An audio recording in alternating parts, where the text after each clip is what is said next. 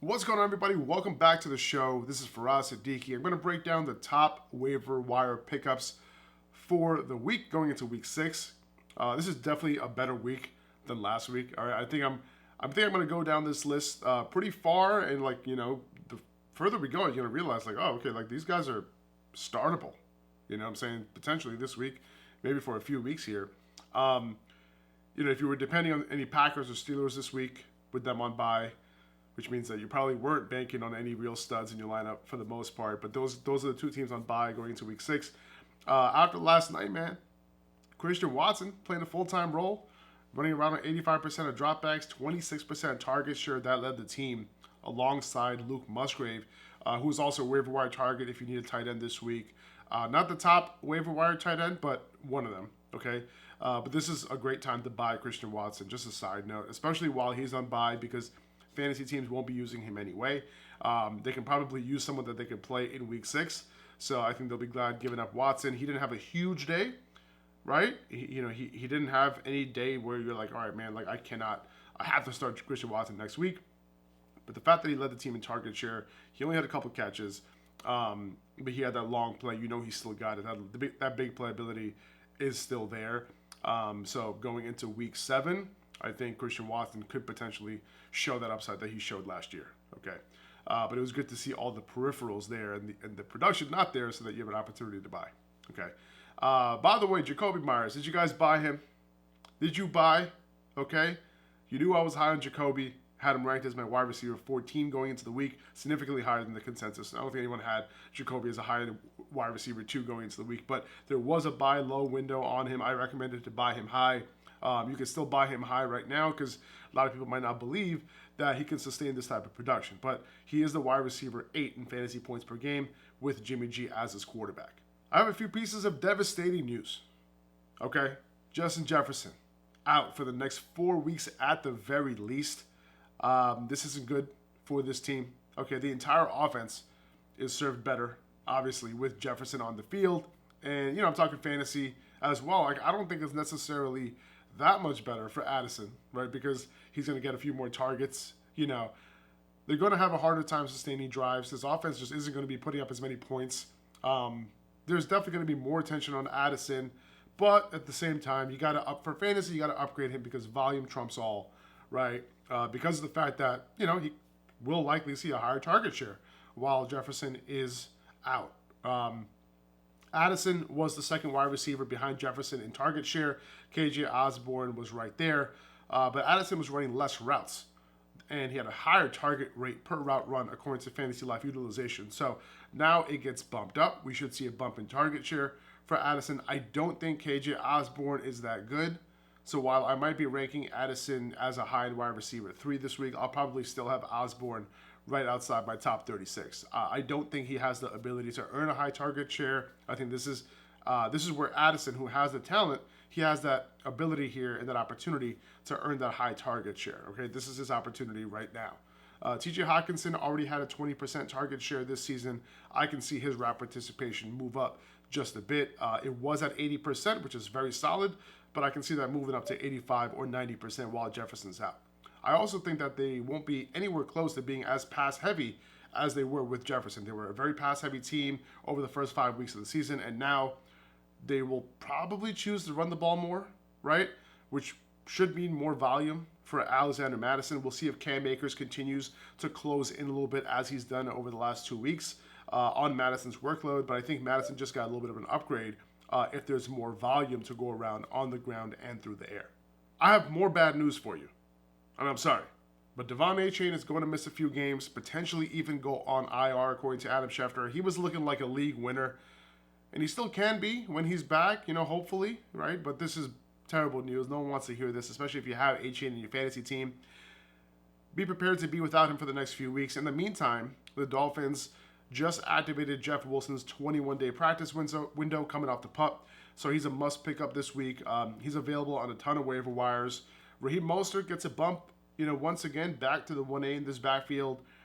He was kind of the 1B, behind Achane over the last couple of weeks, but we'll see where Jeff Wilson fits in here. We could see a 1A, 1B situation very soon. Could be as soon as this week, but we have no idea as of now if Wilson will be activated for this week. And if he does, we also don't know how much he'll play and how ready he is, right? So we'll monitor his practice status this week, but nonetheless, Wilson should have a good role at some point here in the next couple of weeks. You could get anywhere between 1 and maybe 4 startable games out of Wilson as a low-end RB2. Maybe more depending on Achane's injury. But it's a good offense, and he could see some goal line touches as well. So Jeff Wilson was my number 2 ad for the week, but number 1 is Roschon Johnson. Because he had the extra few days to go through the concussion protocol since the Bears played on Thursday night, there's a good chance he clears by Sunday. Is it a guarantee? No. And I have Foreman down at 10 here on this list as the backup plan. If Roschon can't go, Deontay would be the guy. He would be the low-end RB2 start for me. He had a lot of good games last year, and he could definitely take on a big workload. But my bet is on Roschon. He was already making his way into the rotation. He was already, he already forced the Bears to scratch Foreman on game day, right? Herbert did become the guy in week 4, but now I think Roschon becomes the guy while Herbert is out. Could be close to an every down back because of the fact that he was already the primary passing down back early. So you're likely going to have Roschon for 3 to 4 weeks here as a solid RB2. So he's worth your number 1 waiver priority, and I think he's worth about 30 to 40% of your fab if you're in need of a running back. And if you really desperately need one, you might have to spend up a little bit more. I have Quentin Johnston at number 3. Again, he hasn't done it yet. However, the process tells us that we should be betting on these first-round rookie wide receivers when they have the opportunity, and we can't just have them sitting on waivers, sitting on waiver wires, right? He's paired with Justin Herbert. He had a 70% route participation.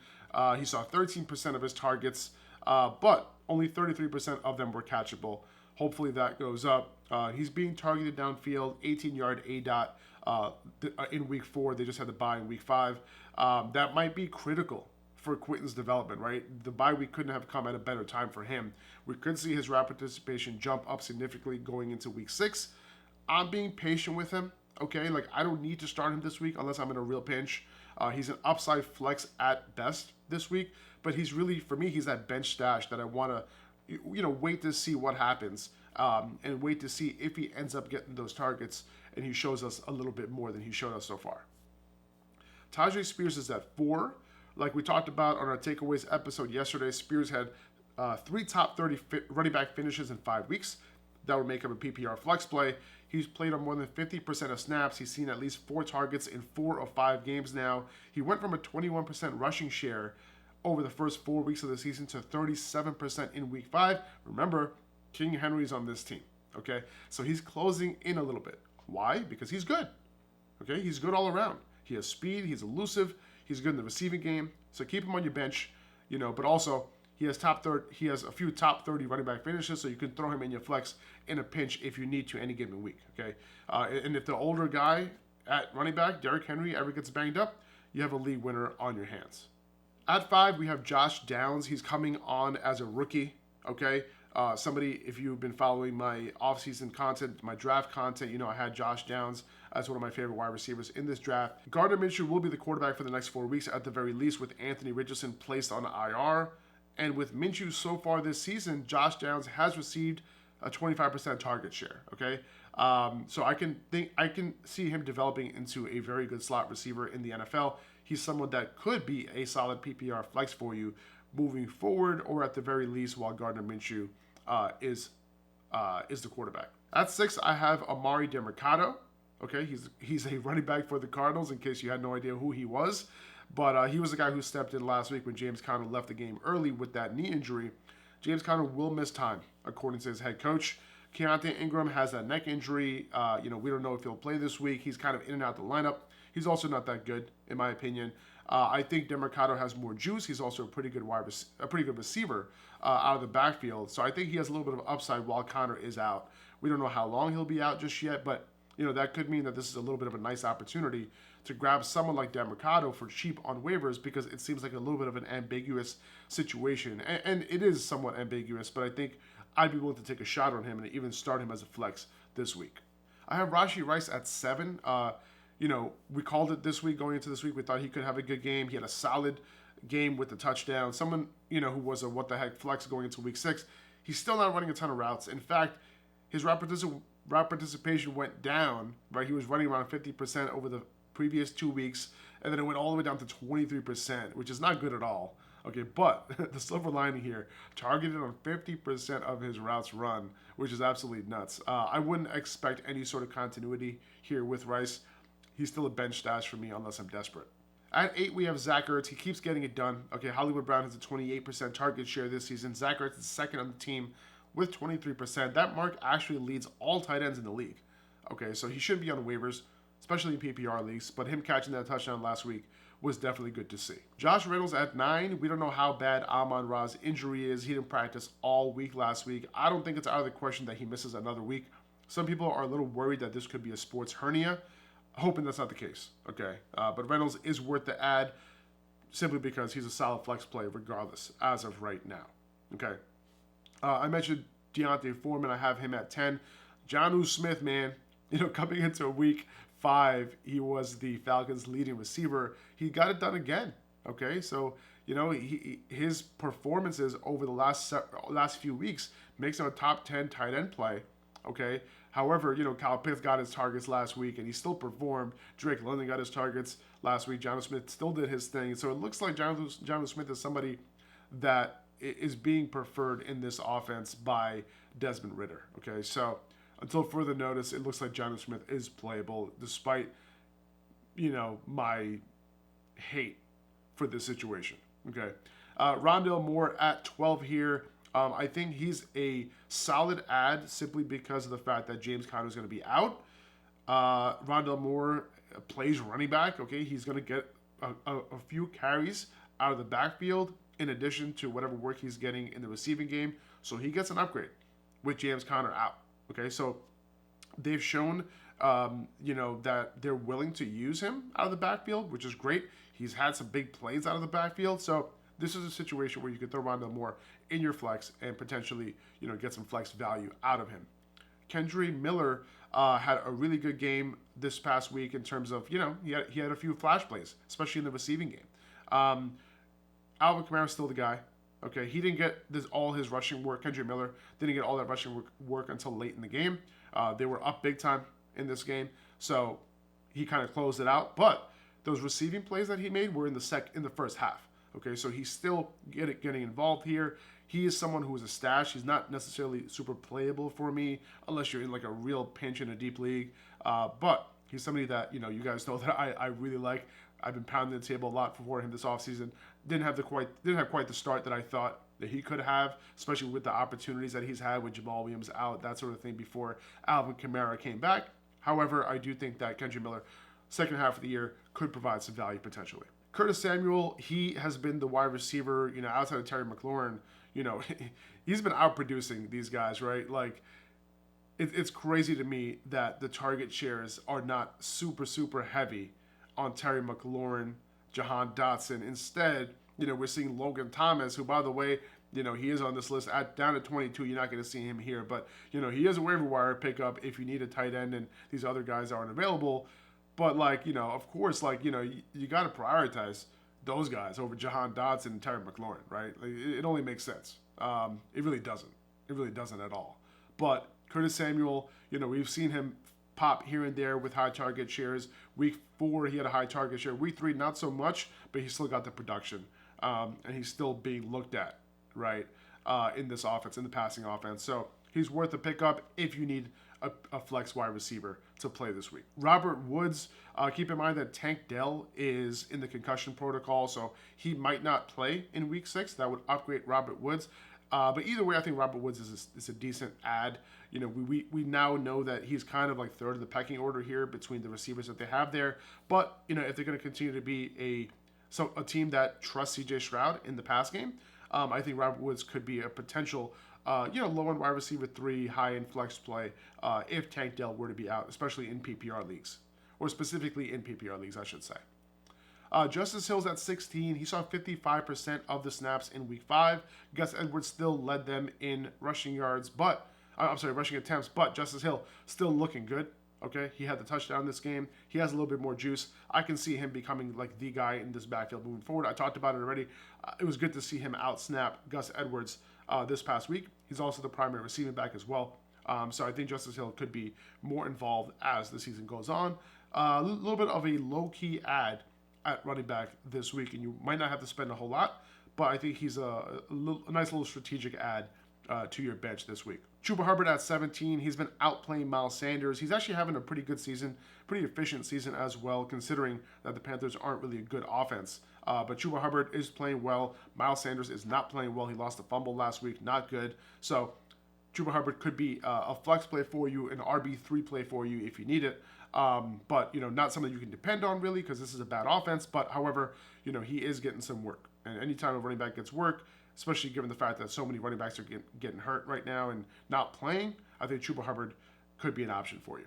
I mentioned KJ Osborn already. I think that he is a potential flex play for you, right? I just don't want to depend on it with Justin Jefferson out. He is going to be running a ton of routes. He's already running like some of the most routes in the NFL because of how pass heavy the Vikings are, but he's not getting the production that you would think for someone who's running that many routes, right? Especially someone who you think would. The real reason why he's relevant at all, in my opinion, is because Justin Jefferson has been getting so much attention from defenses, which leaves Osborn open at times, right? That's really what it comes down to me. Maybe I seem like a hater. I don't know. I just think that there are better options. So regardless, though, I think Osborn's still a pickup. He shouldn't be on waivers because there is going to be some extra opportunity to go around in this offense. Jonathan Mingo, he might be more preferred for me, like if you're looking more long-term, because remember, he is a second-round pick, okay? So he's a day 2 pick here, who got a 26% target share in week 2, and then had, I think he had the concussion, right? And then he came back, 21% target share in week 5. So there is something here, right? There is a couple peripherals here. You're like, okay, I see it. Obviously Adam Thielen's killing it right now, but Mingo could emerge at some point. So I like picking up Mingo this week and throwing him on your bench at the very least. And then at 20, I have Luke Musgrave.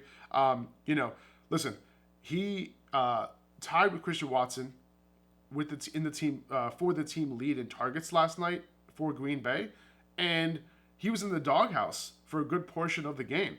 Okay, early on because I don't know what he did wrong. He did something wrong, and he was being yelled at by his head coach, and because of that, he was off the field. Still, regardless, he still tied Christian Watson for the team leading targets. Okay, so he's somebody that should be considered. I think that this offense just was kind of up and down, right, this year. Luke Musgrave was in and out the lineup. It wasn't smooth, right? So we could see a situation where when things get a little smoother, we could be looking at Luke Musgrave as a top tight end, or top 10 tight end at some point, right? Will it happen right away? I don't know, but it's going to happen at some point, I think, especially in PPR leagues. Okay. A couple other guys, Keontae Ingram, you might want to add him. Logan Thomas had a good week last week. Not sure how sustainable that is. But Marvin Mims as well. He didn't have a good game. He wasn't targeted a whole lot. His routes still didn't go up, but he's still worth a perspective. Just add on your bench, at the bottom of your bench, just to see in case his routes ever go up. And then Jaden Reed at 24 was the last guy I had. But we'll see, what this target distribution looks like in Green Bay moving forward. If you just needed someone to pick up, he might be somebody, but he's not a priority add at all, okay? I wanted to just hit up a few quarterback streamers for you guys. So I'm just going to take a second here to pull that up because I know that, some guys lost Anthony Richardson this week. So there are a few potential pickups that you could have this week. Let's go over them real quick, okay? All right, so the guys who are available for this week, I think Matthew Stafford, going into this week, let's see, going up against Arizona at home, only 50% rostered on Yahoo. He's somebody that will be the clear waiver wire pickup for me. I think Baker Mayfield, is a decent pickup, but I don't like him as much as Stafford, but he is a solid stream, I think. Let's see, Russell Wilson in Kansas City, I don't love it, but I'm okay with it. Sam Howell in Atlanta, not a big fan of that one. I'm going over the guys who are available in a lot of leagues, by the way. Daniel Jones in Buffalo. Who knows if he'll even play? That neck injury is a little bit concerning. Bryce Young, a little bit of a low-key pickup there against Miami. He looked good last week, a lot better than he's had. Looked probably his best passing game of his career. In Miami, I think that could work out in a negative game script. Desmond Ridder at home against Washington. He obviously plays way better at home. He has that little bit of a threat to score a touchdown with his legs, but the floor is really low with him. Okay, so I don't love that. And I think that's really it. I think Gardner Minshew in the revenge game in Jacksonville, I think is a solid play. I do like him maybe as a top 3 streamer this week. Okay, because he has a number 1. He has a little bit of a rapport with Josh Downs as well, so we could see a little bit of a good game from him. Do I want to play Zach Wilson against Philly? That's really scary to me, despite the good matchups on paper. He had a good matchup on paper in Denver as well. Didn't really work out so well outside of Breece Hall. Okay. I think that is going to do it for this episode. Guys, if you could do us a favor, just subscribe to the podcast, whether you hit add, follow, whatever it is on the Apple Podcast, Spotify, wherever you listen to your podcast, that would mean the world to us. Okay, so we would really, really appreciate it if you could do that. And yeah, that's going to do it for this episode. We appreciate you guys. Talk to you soon. Oh, by the way, waiver wire lists and stuff, consensus rankings are on the website at upperhandfantasy.com. The rankings will be up tomorrow as well. Okay, just wanted to point that out. All right, take it easy, guys. See you later. Bye-bye.